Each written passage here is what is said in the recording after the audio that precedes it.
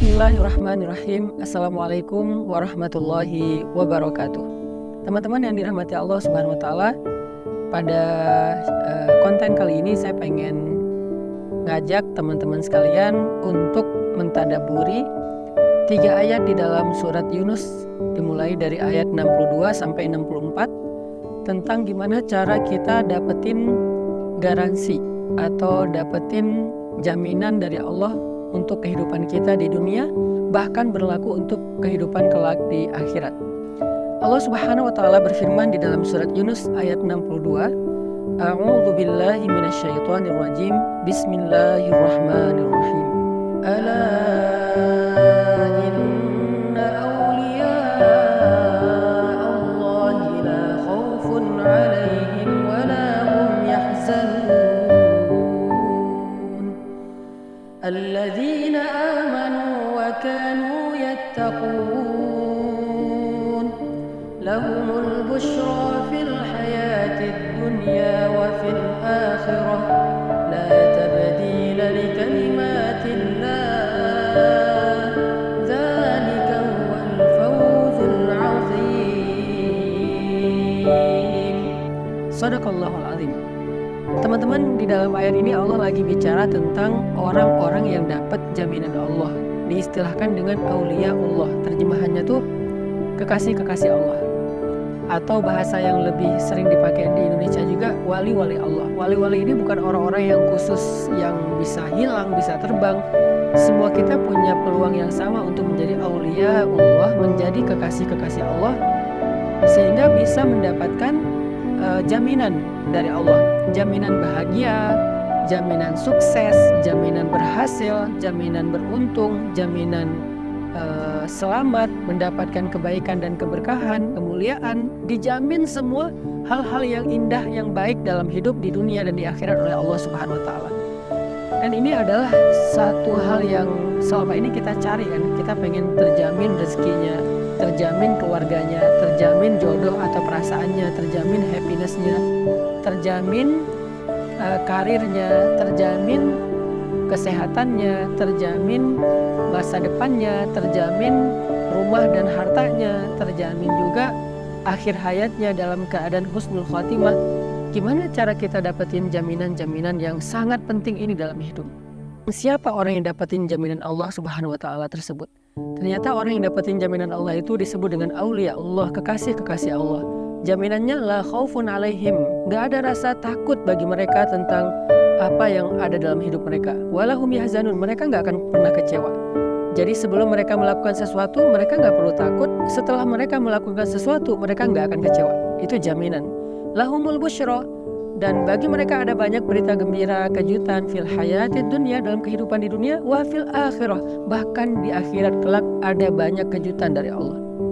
Dan itu yang disebut dengan fauzun azim, kemenangan yang sangat besar, kemenangan yang sangat istimewa. Gimana cara dapetin jaminan dan kebaikan ini? 2 syaratnya.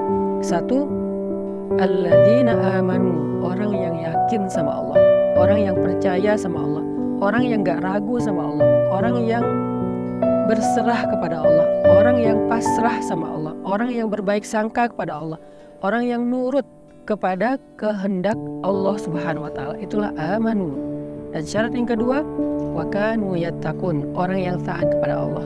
Mulai dari memperbaiki ibadah-ibadah wajibnya, baik batin ataupun zahir, memperbaiki niatnya, memperbaiki khusyuknya, dan juga memperbaiki fikihnya ataupun adab-adab sholatnya atau ibadahnya, syarat-syarat sempurnanya ibadah secara zahir. Dia perbaiki yang wajib-wajib, kemudian dia tambah yang sunnah.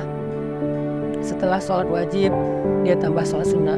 Setelah dia zakat, dia tambah sedekah. Setelah dia Ramadan, dia tambah puasa sunnah. Setelah dia membaca Al-Quran, dia menambah hafalan-hafalan Al-Quran. Banyak lagi amalan-amalan sunnah yang dia lakukan untuk meningkatkan ketakwaannya kepada Allah. Sehingga ketika dia menjadi orang yang mukminun haqqo, mukminnya imannya udah benar, imannya udah murni, imannya udah utuh kepada Allah, gak ada keraguan. Kemudian ibadahnya semakin meningkat, semakin dekat sama Allah, maka di saat itulah dia menjadi aulia Allah, menjadi wali Allah, menjadi kekasih Allah. Dan dengan derajat kewaliannya, Allah berikan untuk dia jaminan di dunia dan jaminan di akhirat. dia nggak perlu mikirin apa-apa lagi. Maka apa yang harus kita siapkan sekarang untuk dapetin kebaikan, jaminan, dan juga berita gembira dari Allah? Belajar iman, belajar yakin sama Allah. Jangan pernah menyerah karena ragu sama Allah. Jangan pernah menyerah karena munculnya suuzon kepada Allah. Kok Allah tega sih? Kok Allah gini sih ke saya? Kenapa sih Allah menguji saya dan seterusnya? Jangan pernah menyerah dengan bisikan-bisikan syaitan tentang suuzon kepada Allah. Langsung kita switch pikiran negatif kita kepada positif. Pasti ada hikmahnya. Allah tuh penyayang, Allah tuh gak tega, Allah tuh pasti sayang banget sama saya. Pasti ada kebaikan di balik ini. Kita berusaha belajar iman dengan tafakur, dengan muhasabah, dengan membaca Al-Quran, dengan melihat kebesaran-kebesaran Allah. Belajar iman terus supaya iman kita tuh makin utuh, supaya iman kita itu semakin dalam, supaya iman kita itu semakin sempurna. Jadi dengan kita memiliki iman yang baik, iman yang gak ada keraguan sedikit pun kepada Allah, baik dalam situasi yang nyaman, apalagi dalam situasi yang sulit, berarti kita sudah memenuhi syarat yang pertama menjadi waliullah, yaitu syarat alladzina amanu. Kayak Nabi, ketika suatu hari ada laki-laki orang kafir meletakkan pedang di leher Nabi. Pedangnya tajam banget, kalau ditarik sedikit maka langsung memotong leher. Dia bilang, wahai Muhammad, siapa yang bisa nolong kamu sekarang? Kamu sendiri, gak ada siapa-siapa yang dekat kamu. Sahabat-sahabat jauh, beliau sendiri di situ. Nabi dengan tenang mengatakan, Allah. Bukan Allah dalam arti sekedar lisan, tapi dalam hatinya beliau yakin memang Allah satu-satunya yang bisa menolong. Jadi tidak berubah rasa yakin Nabi ketika beliau sendiri dengan ketika beramai-ramai. Kita kadang-kadang bilang Allah nolong saya karena kita kondisinya tuh kayak pede, soalnya banyak teman yang bisa bantu kita, masalah kita masih kecil. Tapi begitu kita masalahnya gede dan gak punya siapa-siapa, kita kayak ragu gitu, Allah bisa gak ya nolong saya? Padahal pertolongan Allah itu tidak tergantung sama makhluk. Ada makhluk, gak ada makhluk, Allah bisa nolong kita. Allah bisa menjadikan api itu membakar, bisa juga menjadikan api itu sejuk, seperti apinya Ibrahim. Allah bisa menjadikan lautan itu menenggelamkan, bahkan bisa juga menjadikan lautan itu jadi jalan, seperti lautnya Nabi Musa. Allah bisa mengeluarkan onta dari induknya, bisa juga onta keluar dari batu, seperti ontanya Nabi Saleh. Allah bisa menjadikan bulan itu purnama, bisa juga membelah bulan, seperti bulannya Nabi Muhammad. Banyak lagi hal-hal besar yang terjadi, dan itu bukan hanya untuk para nabi yang disebut dengan mukjizat, tapi juga untuk orang soleh atau kekasih Allah yang bukan nabi, yang disebut dengan ma'unah atau pertolongan Allah. Artinya jangan muncul ragu dalam hati kita ketika hidup kita sulit, mentok, gak ada lagi jalan-jalan logis untuk mendapatkan kebaikan. Karena iman gak harus selalu logis. Ketika iman kita utuh dalam situasi yang gak logis, saat itulah kita menjadi mukminun haqqa, mukmin yang sejati. Kalau iman kita utuh dalam situasi yang logis, ilmiah, kebayang sama kita, itu belum utuh, belum teruji. Ketika Nabi di dalam gua bersama dengan Abu Bakar, musuh-musuh sudah mengepung gua. Kalau mereka ngelihat ke bawah saja sedikit, udah kelihatan Nabi dan Abu Bakar di situ dan langsung ditangkap. Kata Nabi, ya Abu Bakar, jangan sedih, jangan khawatir, Allah bersama kita. Ketika Nabi Musa mentok dengan laut, di belakangnya tentara Firaun, orang-orang Bani Israel udah berputus asa. Nabi Musa bilang apa? Kalla inna ma'aya rabbi sayahdin. Allah pasti nolong saya, Allah pasti ngasih jalan buat saya, ngasih petunjuk buat saya. Itulah kondisi iman yang istimewa saat sulit, saat mentok, saat gak logis, saat sendiri. Kita masih mengandalkan Allah, kita masih percaya sama janji Allah. Itu syarat iman yang utuh. Sedangkan takwa atau taat, belajar untuk taat kepada Allah dalam situasi mudah, bahkan dalam situasi susah.